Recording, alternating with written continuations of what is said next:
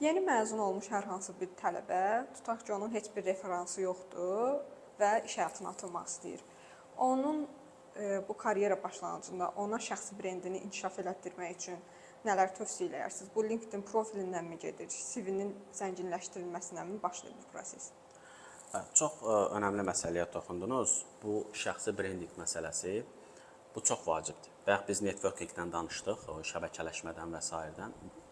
Yəni şəxsi brendinq kimi şəxsi insan özü öz qabiliyyət, bilik və bacarıqlarını öz ətrafına, öz cəmiyyətinə, dostlarına çatdıra bilirsə, mütləq şəkildə o kiminsə ağlında bir aktiv iş axtaran kimi və yaxud da aktiv mütəxəssis kimi qalır. Bir lazım olanda deyirlər ki, Əli var idi, Günel var idi, onun maraqlı paylaşımı var idi. O araşdırırdıq, o görək, maraqlıdır ona bu layihə, bunu verək.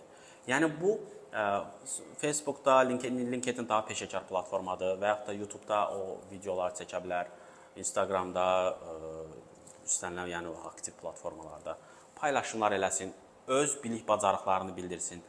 Və insanlar mən sizi inandırım ki, böyük bir fobiya var. Yəni o şəxsi brendinqdə özünü təqdim eləməkdən qorxurlar. Düşünür ki, kimsə onu irad tutacaq. Bəli, irad tutanlarımız nə qədər desəniz var. Amma bu bitməyəcək ki, bu heç vaxt irad bitməyəcək.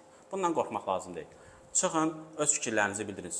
Nə gözəl ki, sizə irad tuturlar. İradı götürün, araşdırın. Bəlkə doğrudan bir boşluqdur. Onu düzəldəcəksiniz. Pulsuz konsultasiyadır, faydalanın.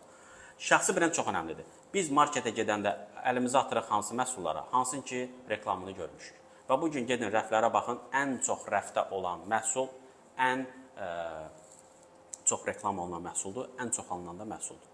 Yəni bunu marketinqdir. Bu hər bir şəxs özünü də bu şəkildə düşünürəm ki, satmağı bacarmalıdır. Və bu çox önəmli bir soft skills-dir. Yəni özünü düzgün təqdim eləmək. Bunu hər kəs bacarmır.